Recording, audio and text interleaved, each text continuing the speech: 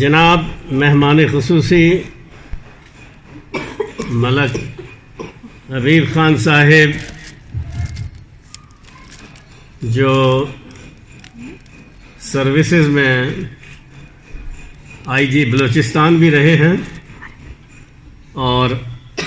وفاقی وزیر داخلہ بھی رہے ہیں، اور جناب صدر نسیم سحر صاحب جو ادبی مجلہ کے ایڈیٹر بھی ہیں اور بہت ہی معروف شاعر ہیں۔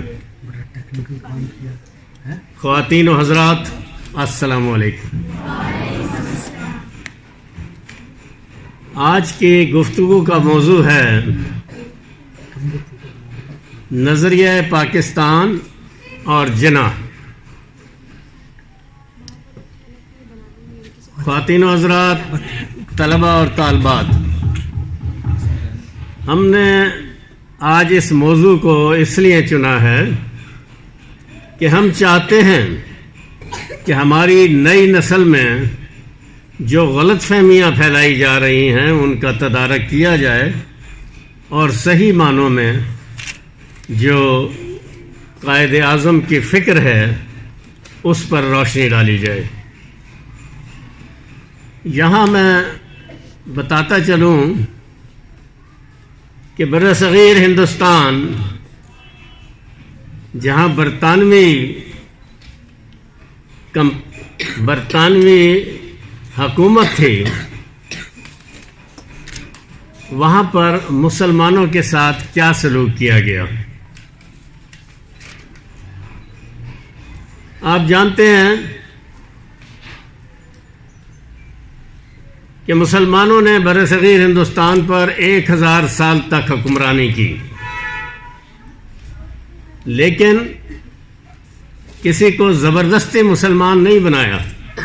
اس لیے برصغیر میں ان کی تعداد کبھی بھی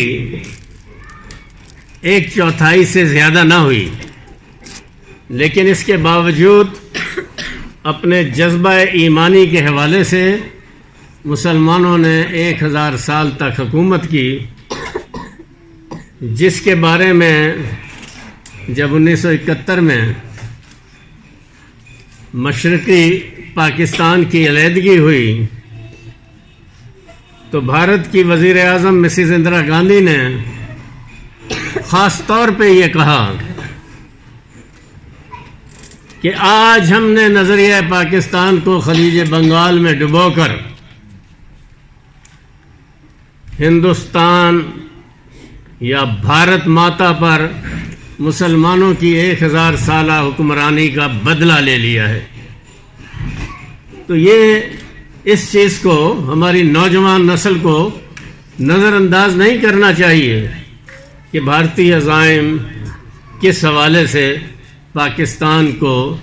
کی ریخت میں دلچسپی رکھتے ہیں۔ تو اس لحاظ سے چونکہ انگریز مسلمان مغلیہ حکومت کے زمانے میں تاجروں کے طور پہ آئے تھے، لیکن جب انہوں نے محسوس کیا کہ یہاں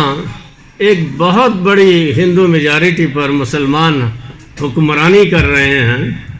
تو انہوں نے برصغیر میں سازشوں کے جال بچھا دیے، اور نتیجتاً مسلمان برصغیر میں نہ صرف یہ کہ زوال کا شکار ہوئے، بلکہ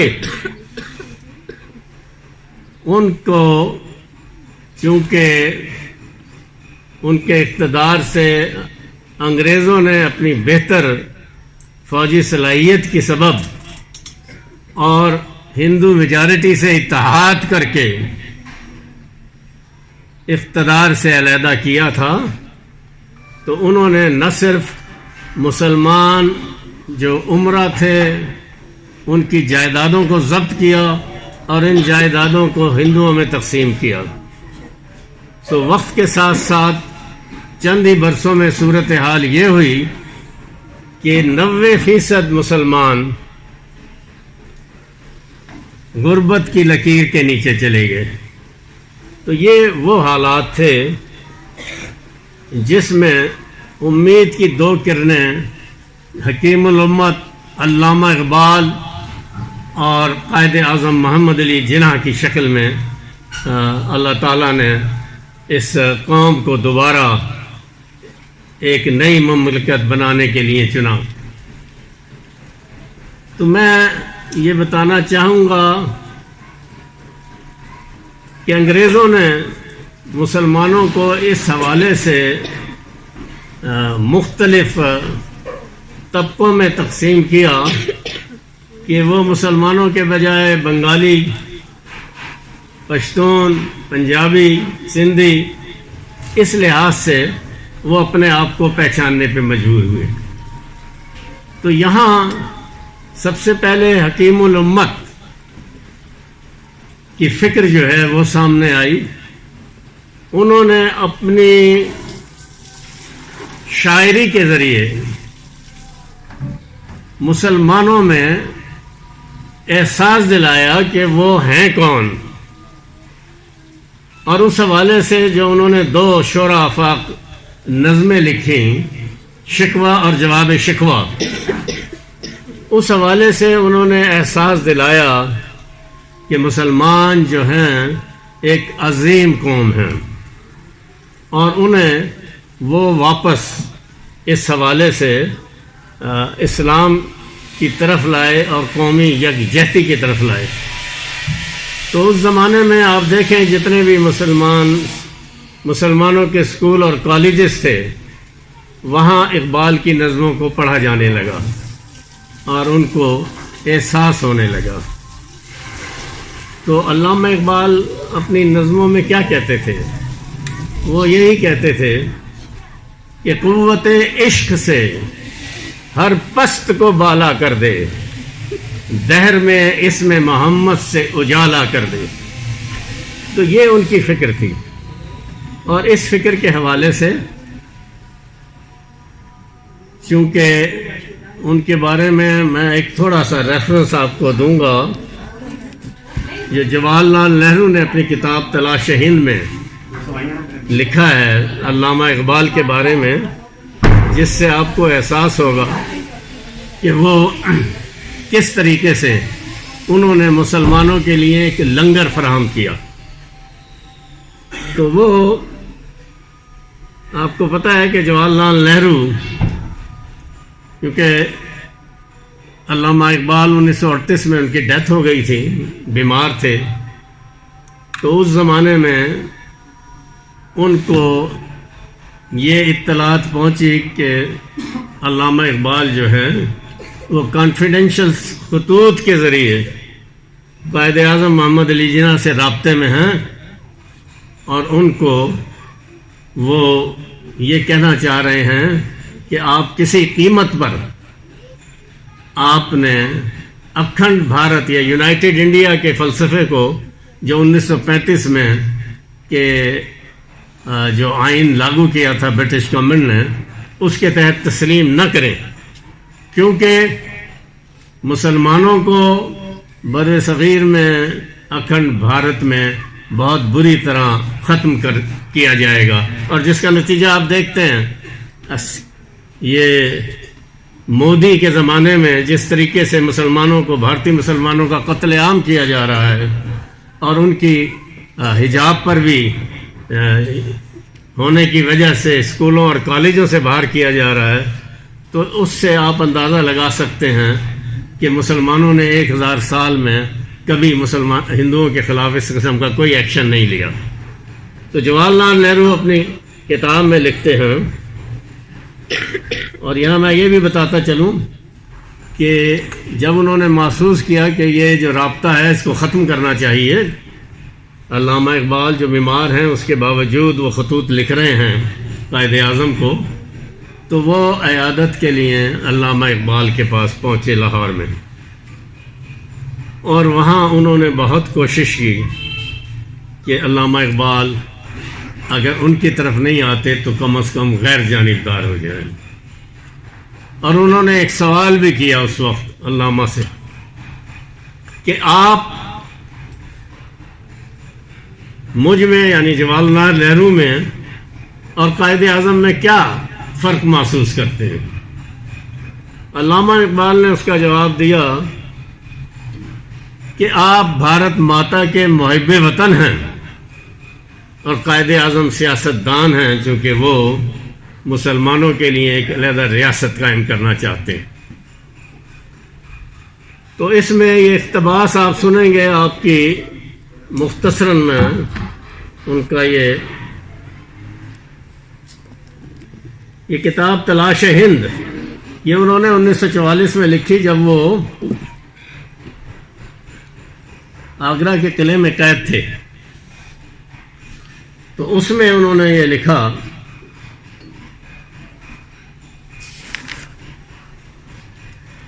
انہوں نے کہا کہ علامہ اقبال نے خصوصاً متوسط طبقے اور اس کے نوجوان کو متاثر کرنے میں قابل قدر اقدام کیا۔ ابتدا میں اقبال نے اردو پر پرزور قومی نظمیں لکھیں جو بہت مقبول ہوئیں۔ جنگ بلقان کے دوران انہوں نے اسلامی موضوع اختیار کیے۔ وہ اپنے زمانے کے حالات اور مسلمانوں کے جذبات سے متاثر ہوئے اور خود انہوں نے ان جذبات پر اثر ڈالا اور انہیں شدید تر کر دیا، لیکن وہ عوام کی قیادت نہیں کر سکتے تھے۔ وہ ایک شاعر، عالم اور فلسفی تھے اور نسل کے اعتبار سے وہ کشمیری پنڈت تھے۔ اقبال نے اپنی اردو اور فارسی شاعری کے ذریعے تعلیم یافتہ مسلمانوں کے لیے ایک فلسفیانہ نظریہ مہیا کر دیا اور ان میں تفریقی رجحان پیدا کر دیا۔ یوں تو ان کی ہر دل عزیزی ان کی کمال شاعری کی وجہ سے تھی، لیکن اس کا ایک بڑا سبب یہ بھی تھا کہ وہ مسلم ذہن کی اس ضرورت کو پورا کر رہے تھے کہ اسے اپنے لیے ایک لنگر مل جائے۔ تو یہ اس حوالے سے وہ آئے تھے ملنے کہ کسی طریقے سے ان کو ہم اس سائڈ سے ہٹائیں، لیکن اس میں ناکام رہے۔ قائد اعظم محمد علی جناح،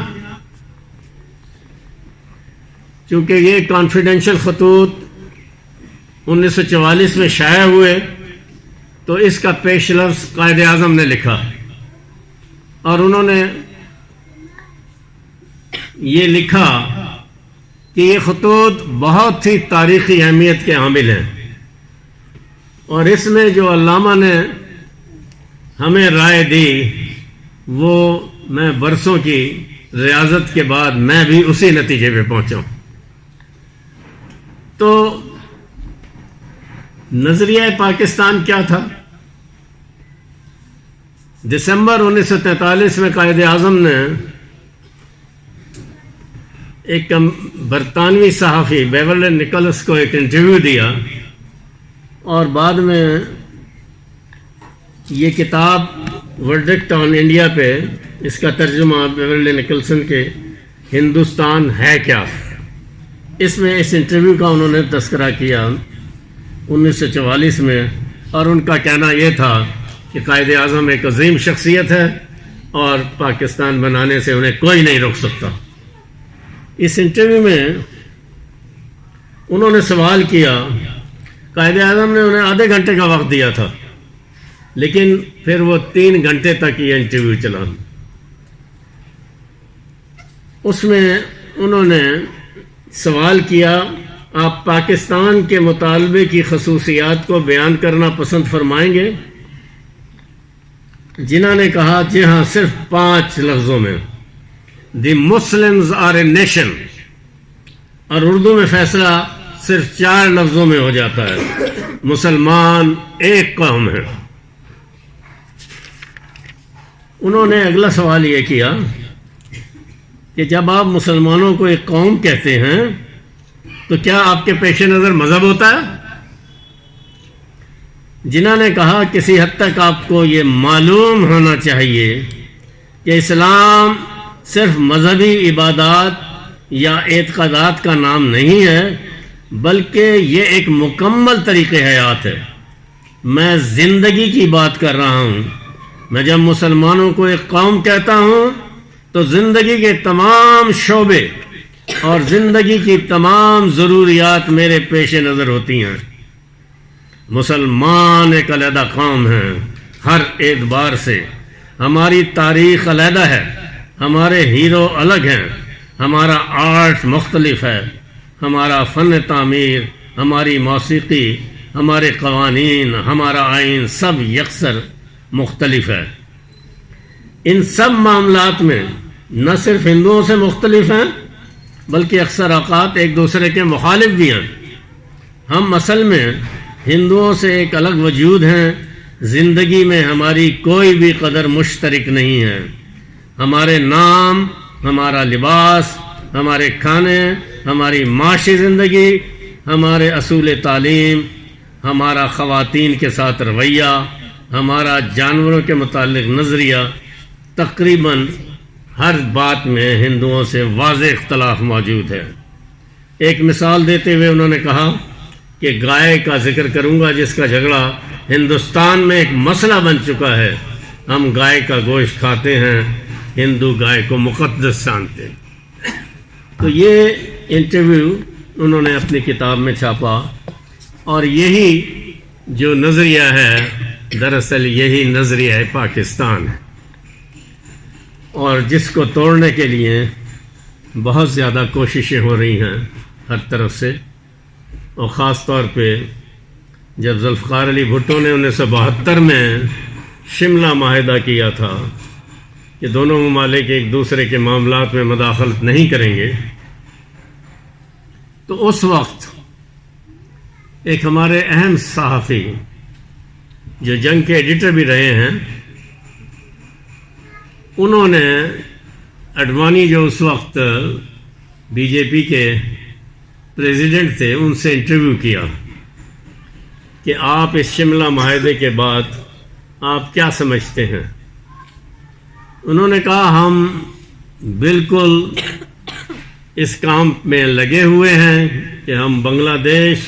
پاکستان اور بھارت کو ملا کر اکھنڈ بھارت قائم کریں۔ تو صحافی نے ہمارے ان سے پوچھا کہ یہ کس طرح کریں گے آپ؟ اب تو بنگلہ دیش بھی الگ ہو گیا ہے، وہ بھی ایک علیحدہ مملکت ہے۔ انہوں نے کہا ہماری کوشش ہے کہ خاص طور پہ پاکستان میں ہم ایسی وہاں پر عوام کے اندر فکر پیدا کریں کہ ہم ہر لحاظ سے ایک ہیں، اور اس سلسلے میں جو کچھ ہمارے رابطے ہیں کچھ لیڈران سے وہ بھی کوشش کر رہے ہیں، اور اس پہ ہم چاہتے ہیں کہ ایک نیشنل ڈیبیٹ پاکستان میں پیدا ہو جس کے حوالے سے انہیں احساس ہو کہ ہماری علیحدگی درست نہیں تھی۔ اس میں ایک چھوٹی سی بات بتاتا چلوں کہ جب میاں نواز شریف نریندر مودی کی حلف وفاداری کے لیے ہندوستان گئے تو انہوں نے ایک تو کشمیریوں کے وفد سے ملاقات نہیں کی، دوسرے وہاں انہوں نے ایک تقریب سے خطاب کرتے ہوئے کہا، اب آپ ذہن میں رکھیے جو میں نے اس انٹرویو کے بارے میں قائد-اعظم کی بات بتائی تھی، انہوں نے وہاں اپنی تقریر میں کہا کہ یہ کیا ہے، ہم ایک ہیں، ہمارے کھانے ایک ہیں، ہمارے لباس ایک ہیں، اور صرف یہ ایک لکیر درمیان میں ہے، ورنہ تو ہم صدیوں سے ایک ساتھ رہتے چلے آئے ہیں، ہم ایک ہی ہیں۔ تو یہ ایک بگننگ تھی، یہ ایک نیشنل ڈیبیٹ پیدا کرنے کے لیے، اور اسی حوالے سے ایک کتاب جو اس وقت وہاں ان کے فارن منسٹر تھے ہندوستان کے، انہوں نے لکھی تھی اور پاکستان میں آ کے بھی اس کی رونمائی کی تھی، اور اس میں انہوں نے فرمایا تھا کہ قائد-اعظم علیحدگی نہیں چاہتے تھے۔ تو یہ ساری چیزیں جو ہیں ہماری نوجوان نسل کو معلوم ہونی چاہیے، کیونکہ قائد-اعظم وہ عظیم ہستی تھے جنہوں نے پاکستان کے مسئلے پہ کبھی کسی سے سمجھوتا نہیں کیا، اور اس کے بارے میں آپ کو ایک برطانوی اسکالر رائٹر، ان کی صرف ایک چھوٹا سا پڑھ کے سناتا ہوں. اس میں professor Stanley Wolpert has rightly said about the Qaid that few individuals significantly alter the course of history. Fewer still modify the map of the world. Hardly anyone can be credited with creating a nation state. Muhammad Ali Jinnah did all three. تو یہ محمد علی جناح کی قابلیت اور اس حوالے سے ایک ایسے foreign writer کی جو ساری دنیا میں پھر ان کی کتاب جو ہے وہ مشہور ہوئی، اور اس حوالے سے قائد اعظم کی فکر کا آپ اندازہ لگا سکتے ہیں. اس میں ایک کتاب سعد خیری صاحب نے بھی جناح پہ لکھی ہے. یہ دہلی میں آل انڈیا مسلم لیگ کے عہدیدار بھی رہے ہیں، بعد میں فارن آفس میں، اور یہ 8-10 ملکوں میں پاکستان کے سفیر بھی رہے ہیں. انہوں نے اسٹینلی والپرٹ کی فکر کو ہی آگے بڑھایا ہے اور بہت خوبصورتی سے قائد اعظم کا تذکرہ کیا ہے. وہ لکھتے ہیں Jinnah was one of the greatest national leader that ever lived. He created history and one is temple to say altered geography, but neither the dimensions of the victory nor the extent of his greatness are generally realized. One reason for this ignorance is the mess that the corrupt and the self-seeking leaders of Pakistan made of the country he fathered. یعنی جس ملک کو انہوں نے بنایا اس کی فکر کو خراب کرنے میں لگے ہوئے ہیں. اور یہ آج ہم جس کرائسس سے گزر رہے ہیں اس کے بارے میں میں سمجھتا ہوں کہ ہمارے پاس سابق وفاقی وزیر موجود ہیں تو وہ بھی اس پہ کچھ روشنی ڈالیں گے. تو قائد اعظم لیڈر تھے. قائد اعظم نظریہ پاکستان جس کو حکیم الامت علامہ اقبال نے آگے بڑھایا تھا اس کو انہوں نے آگے بڑھایا اور اسی پر آگے چل کے انہوں نے پاکستان کو قائم کیا. پاکستان زندہ باد.